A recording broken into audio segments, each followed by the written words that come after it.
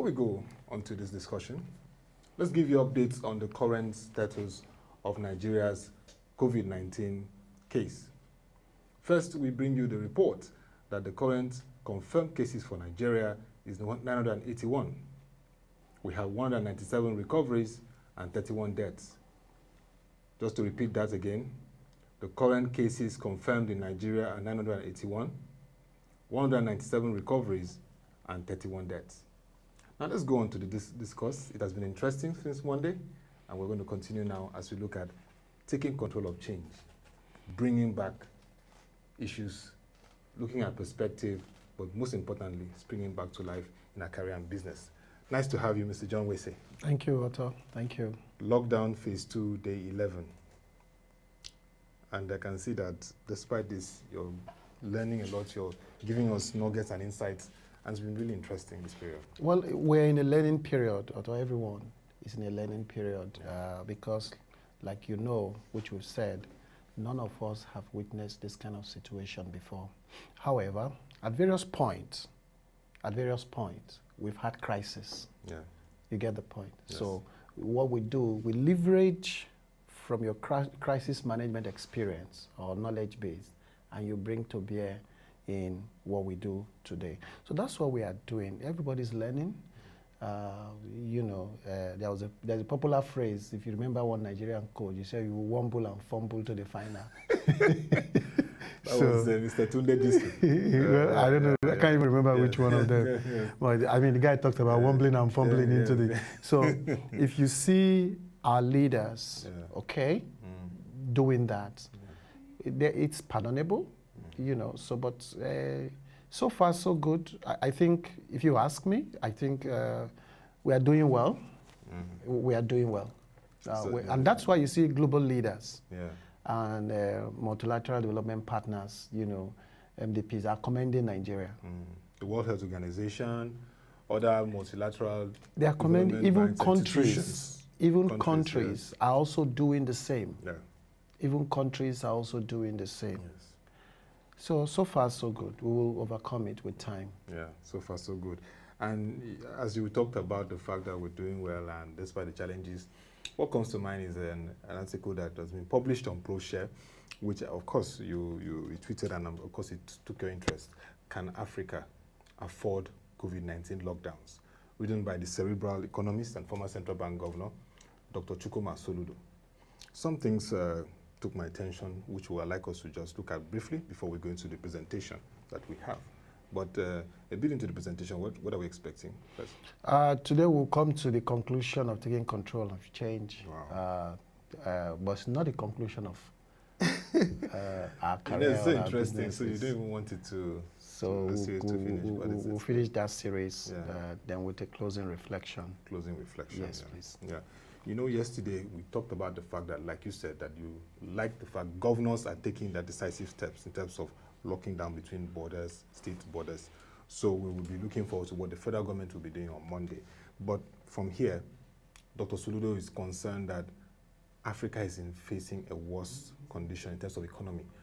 We are reliant a lot on commodity prices, and at the moment, when you see what's happening in the crude oil space, the prices have gone down drastically, and countries like Nigeria will be exposed.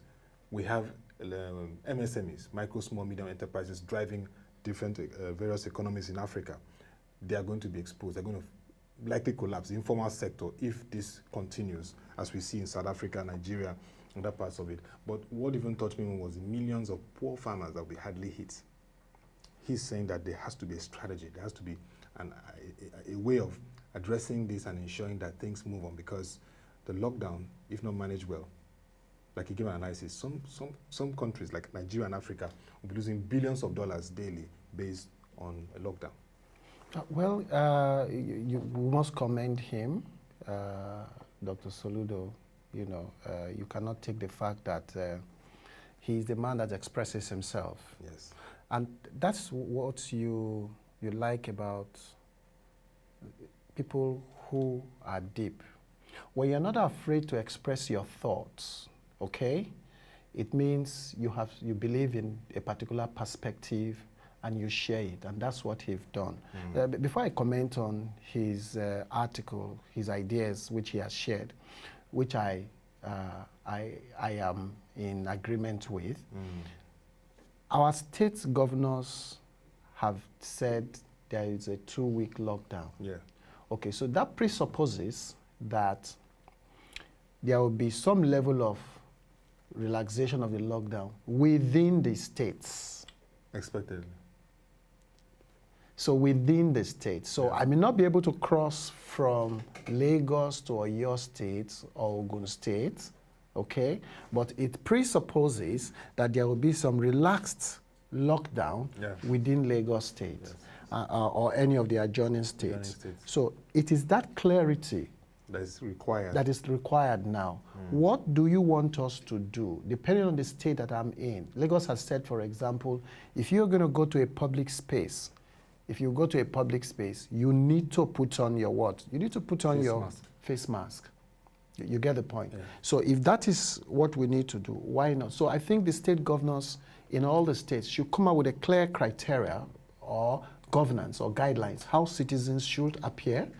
You get my point? And the rules for them going to shop, going to the market, or going to their offices, or going to their public space, any public space, or going back to the office. If need be, even reopening some slight skeletal service of public transport particularly. It doesn't matter. Yes. As long as you are you're going to board public transport, you're going to take a taxi, or you're going to take Uber. If all of those services are going to be rolled out, what's the guideline? Each state, why you have said the interstate movement is restricted. So within the state, they've got to look at it, holistically, and give us guidelines for entering public transport, guidelines for entering shops, malls, and hotels. Yeah. You get my point? So that's what we are saying they need to do. And if I were any of the states, now that they've given us forward notice, I don't think the federal government needs to talk to us again. In my view, in terms of whether they are extending or not. From what we currently know, if the states have agreed that they are locking down for 2 weeks, trust me, the FG does not need to do anything. All the FG just needs to do is to wait and just continue to give us briefing. Since the states have said there is a lockdown interstate movement, we will allow their own process. Status, the elongation to die down. Okay. So that's very important. So I think that what all states needs to do is to come out with these clear guidelines. Then hotels within the states, if people can go to hotels and rub minds, or what is the rule of engagement? What are the guidelines? How many people must stay in a bar? How many people must stay in a restaurant? You get my point? In other climes where they have relaxed lockdown, these guidelines have been rolled out. So we need the same for every state. We need the same for every state. Now, if we do this for 2 weeks, all right? Now, it also helps us to bring the patterns in the outcome of the various tests for the COVID status in each state. So we can now know when the 2 weeks elapses, what will the federal government now do? Or what would the states as a whole, the governor forum, now do? So that's with respect to that. I thought this is critical for us to look at. Now, to go to Soludo's article. Just to give us a synopsis, just your summary. I want to go to his way forward. Way forward. What should Africa do? Now, the first thing he told us is that this is going to be a trend. You get my point? So we're going to be facing health, economic disruptions. And I want to add to that, as well as environmental. This is going to, in fact, in one of our sessions maybe a week or 2 ago, I had said that we are going to have another similar crisis. And it's going to be environmental. It's climate related. Climate. So governance or leaders in government should be ready. So that's one of the things he has said. Because he has said so, then the next thing he suggested was that we don't need to lock down. But he also said each country should look at the uniqueness of their situation and decide the kind of lockdown they want to do. Why? Because of the major COVID that will come, which is hunger. which we already currently experiencing, the hunger pandemic. Yeah. The hunger pandemic, which we're already experiencing. You get my point. So that's why I like his thought pattern. He's saying, let our solution also be Africa-centric. Africa, yes. Let it be local. Yeah. You know, localize your thought in line with what you are going through. In one of my responses when this pandemic issue began, I had also made such a suggestion. I had said, we don't need to have total lockdown. There are some states that we don't need to lock down. If we know the trend of the outcome of the tests that are there, and that's what the man is suggesting, and I do agree with him. Yeah. You get my point. Acculturize or adapt your situation to your lockdown measures. That's one. Two, how do we reach the vulnerable? Yeah. And he's saying we needed to ramp up whatever interventions and whatever palliatives that we have to get that done. You cannot argue probably better. He has thrown his thought to the public space for the people in governance to look at, to evaluate. So it's for us to begin to look, okay, what are the options? You get, what can we take from his thought? What can we take from his thought? You know, and I think the problem is because, like we all know, we don't have a single central database for our citizens. You know, we have the national ID card, we have the driver's license, we have the BVN, we have IMEC. We also probably have population, national population commission ID. Passport, if you have that, you get my point. Now, if we had one, it would have been easier for us to be able to profile our citizens. Capture of citizens. To profile our citizens in terms of whatever social status they are or economic status that they are in. The same thing will also be able to profile our MSMEs. Okay? Now, because the government want to reach out to these people to be fair in the way they are knocking their heads. But like he said, and I also agree, do whatever you want to do and learn along the way. You are not looking for a perfect solution. You ain't going to look for a perfect, there is no perfect solution anywhere.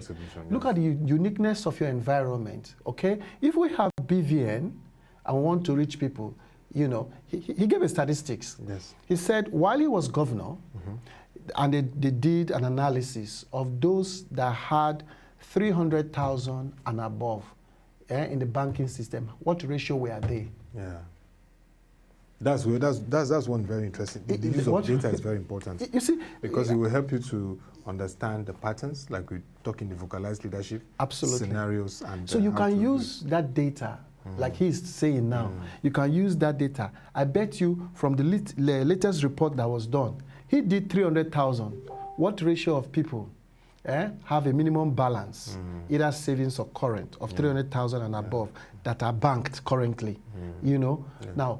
He did 300,000. He said there's a recent study by the CBN as well. They did 500,000 and above. What ratio of those people that are banked? So the number has what? Dropped. That ratio has dropped. However, we could use those metrics and those data to do something. We could use those things. Don't wait for a perfect result. You know, here is where you talk about getting people, and our leaders must have what we call an infinite mindset. Yeah, must. An infinite mindset. They must be open-minded. Yeah. When you say someone has an infinite mindset, he or she is open-minded. So that's what they need to do. So I agree with him. Let's look at what we can do. Let's be Africa-centric, okay? Think Africa. Think Africa. Look at the uniqueness. The kind of solution we are going to adopt in Nigeria, maybe Burkina Faso will not do that. The kind of solution we are going to do, maybe Ghana is not going to do that. You get my point.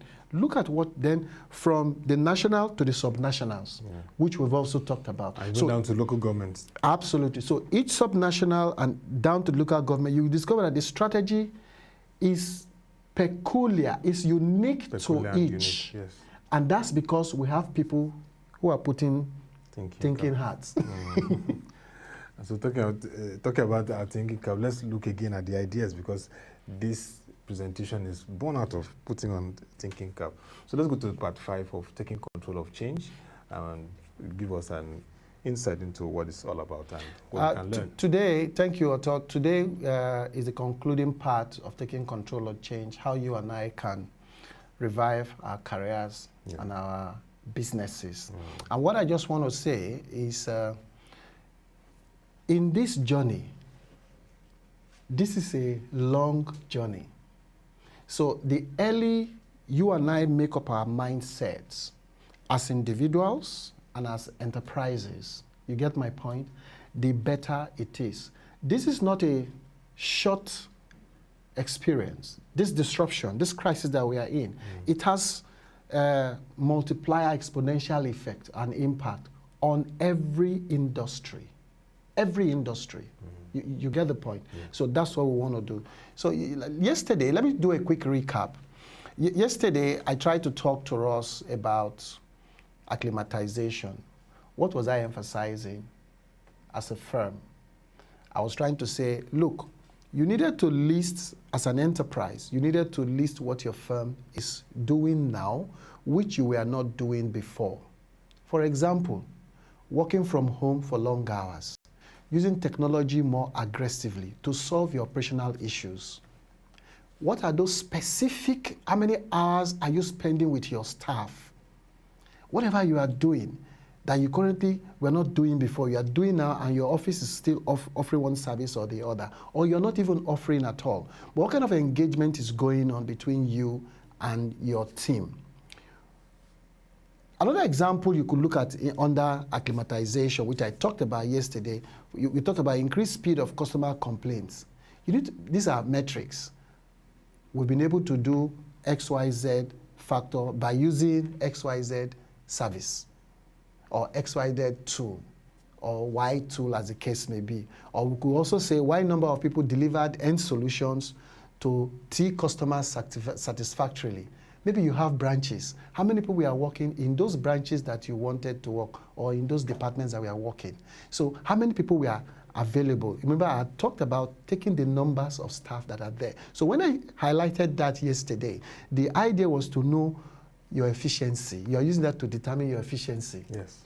You know, how efficient you were during this period, and how you are going to use this same efficiency, this factor, to determine how you are going to roll back to normal. Another thing you could say, you provide, here are just example, you use K-free support, brought M paid service. How many free support services did you offer? It doesn't matter and how did that translate to a paid service to your firm, to your organization?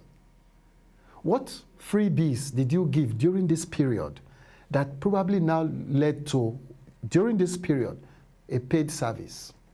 How can you leverage on that? These are the documentations you did. A lot of online training are also going on. A lot of dispatch, people are also very active. You could say the dispatch team made Y or W number of runs using so service, or using our dispatch team. How many of your dispatch team were active during this period? Yes. And how many deliveries did they do? How many runs did they, how many errands did they run, as the case may be? So if you see what we're talking about using these things you were not doing before, and see how you were able to still offer service. Under transparency and documentation, it was the same thing we are talking about. You had a clear organizational structure which improved decision making, because while you are in a business continuity plan, which you're currently doing, how many of you, the structure was clear. There was a clear structure which everyone was following in getting decisions done, in reducing your bureaucracy. You discover that your bureaucratic structure collapsed because you wanted action to take place. Okay? Now, your document management system, you had a common place where all documents during this period were kept. How tight is your document management system? And you also discovered that as a result of this, during meetings, your trust level, your trust quotient among the team did what? Increased. Because everything was done transparently. There was no hidden agenda. So as you bear this in mind while you are there, ask yourself, what are you going to do when this lockdown is lifted and you are planning to go back to normal? Today, I want to talk about two things. The last two items I had mentioned out of the 5, communication, as well as measurement. What we are saying here is that you need to understand why you need to communicate. Under communication, we are saying you need to look at communication across all of your key functional lines, internal and external parties. Who should be in the forefront of communication? Is the CEO. The CEO, yes. Have we seen that in any state? Yes. Yes.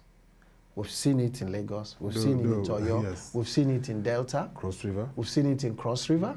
You see, even Akwa Ibom, you know, before, even Kaduna, before Kaduna, yes. Governor El Rufai had the COVID before he tested positive. So even Kano State now, the governor is speaking yes, of that level. Yes, the governor of Kano State. Yes. You get my point. So the leader comes front. He is the one, or she is the one that is carrying the message to all their parties.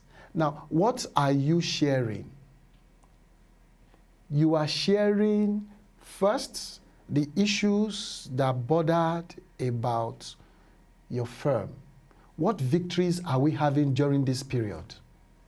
What failures or disappointments are we having during this period? So, as a CEO, either directly to your internal people, you are the one sharing that, together with HR. What is happening to our staff? X number of our staff gave birth. X number of staff were not well during this period. Okay, we observe that, you know, you are sharing this. Let's celebrate during this period. We are 10 of our staffs in this region or in our so branches or in Lagos or something. We want to say achieve this, you know, despite the challenges. So we celebrate with you, all of you. There is this internal communication going on. What are you actually strengthening by this? You are sharing your values, your brand value.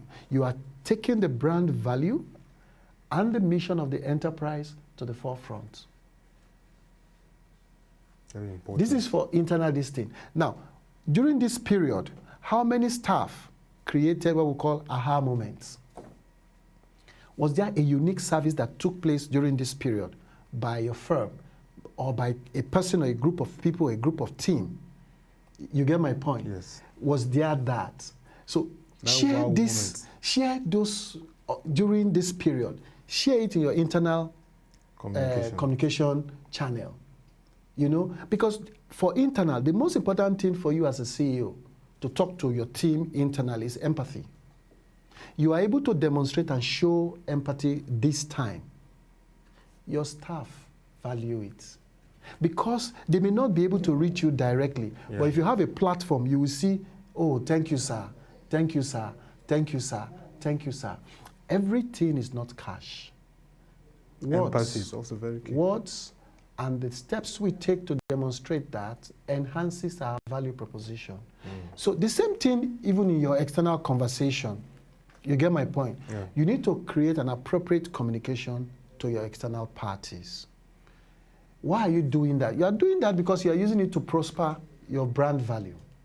Because the main goal is not about the crisis itself. Is that, look, that's why if you look at the various service providers, they are all talking to us. Look at ProShare, for example. Look at the effort ProShare is doing. For subscribers and even all those that read. You get my point? Yes. Some of the places I subscribe to, they've given us free. They say, okay, guys, during this season, we are giving you free to access, you know, and have access to this knowledge base. You get my point? And go ahead. So are you doing this in terms of the service you are giving, then your social responsibility, your response to the COVID situation, which companies are doing.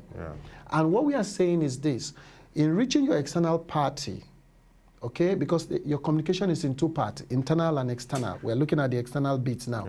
You will use all the channels, Facebook, Twitter, LinkedIn, all the digital platforms, Instagram, your website, SMS, email. Then the most important part of it, which I've not seen, maybe because I've not looked too clearly, which I've not seen, is what's your firm's point of view on the current issues?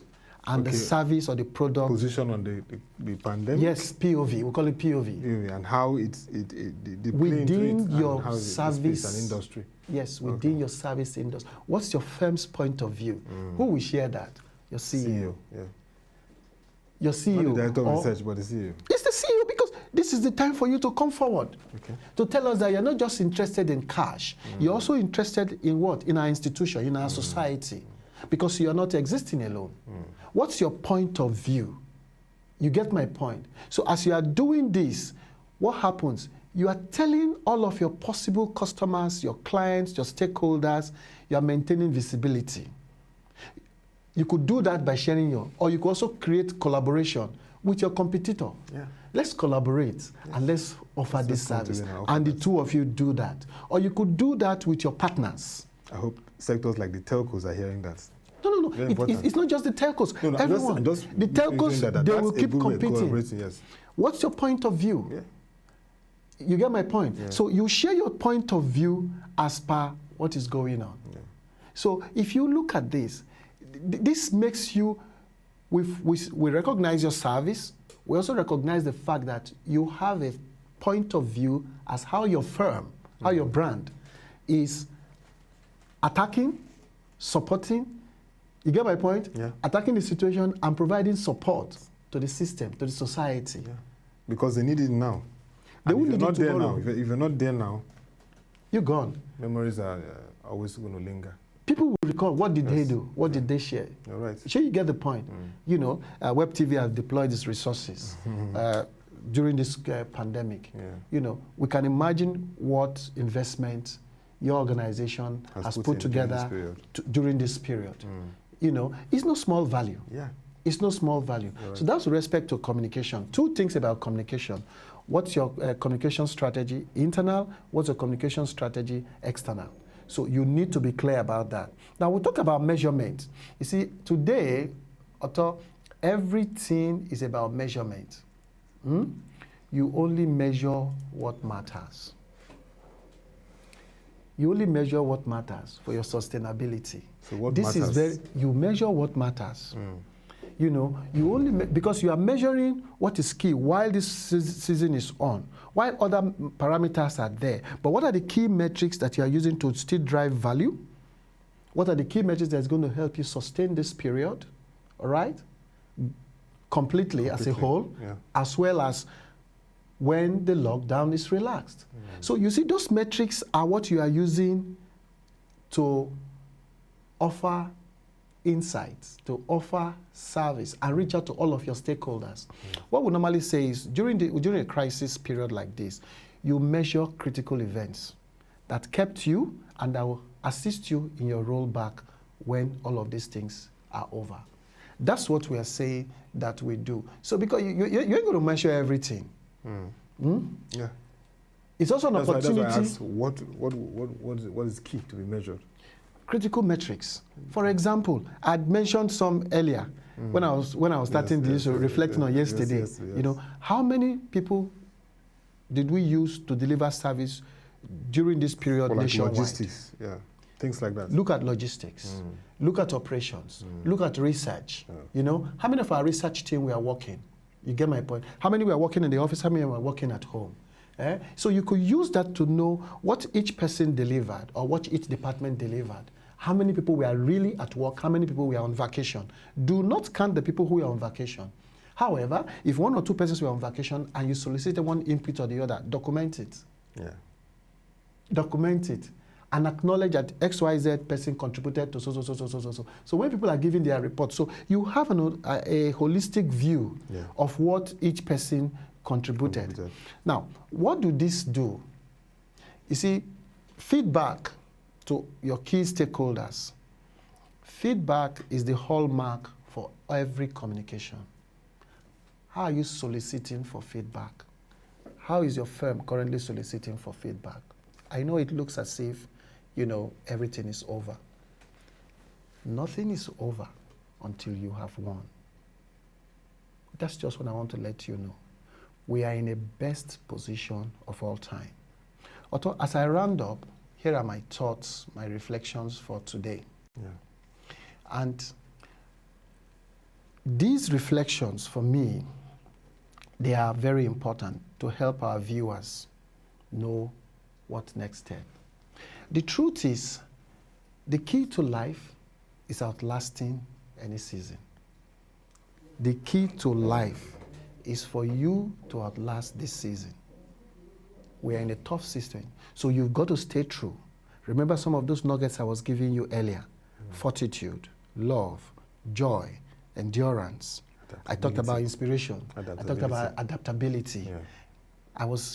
Why do you think I was sharing those things? These are the nuggets, are the tools you use to help you to outlast this season. That's the key to life. This will also pass. Please do not make a temporary situation permanent. This season will pass. A month, 2 months, 3 months.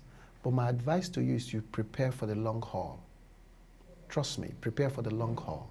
But this long haul is also temporary. Are we going to go back to normalcy? Yes. So prepare for the long haul. Do not say this is a temporary situation. Is that clear? Do not say this is a permanent situation. It's temporary. So let your mindset reverberate around that. Seasons like this gives you and I the incentive to plan for the next phase, which is what we've been talking since Monday. Yeah.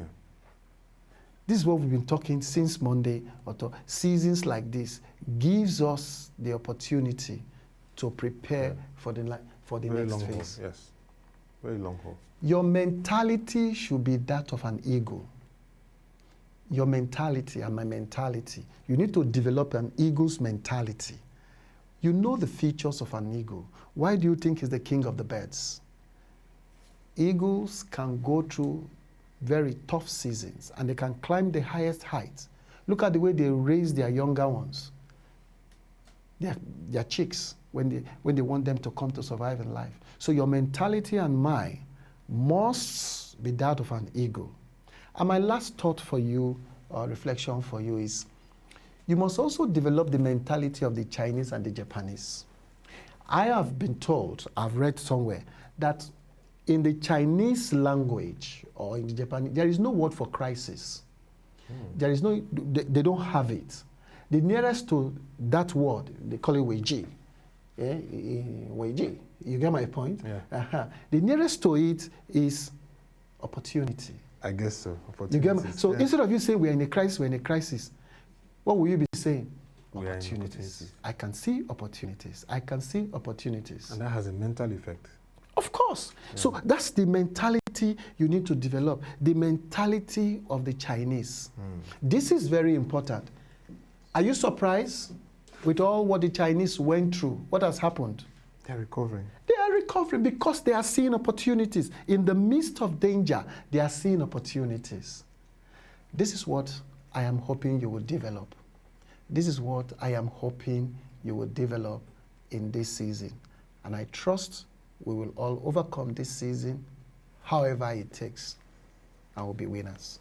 Thank you very much, Mr. John Wese. Despite the situations we find ourselves, opportunities, not saying crisis, not saying that it is all downcast, but opportunities. And definitely, this is a time for us to reset our economy with opportunities. There, you can see healthcare, key sectors. We should be looking at opportunities, not being downcast and put the whole death sentence. The morning session, when you were talking about the health infrastructure, and your guest in the morning session, Mr. Marcel, was talking about, here's an opportunity for everybody, for the government and for private individuals, the government especially.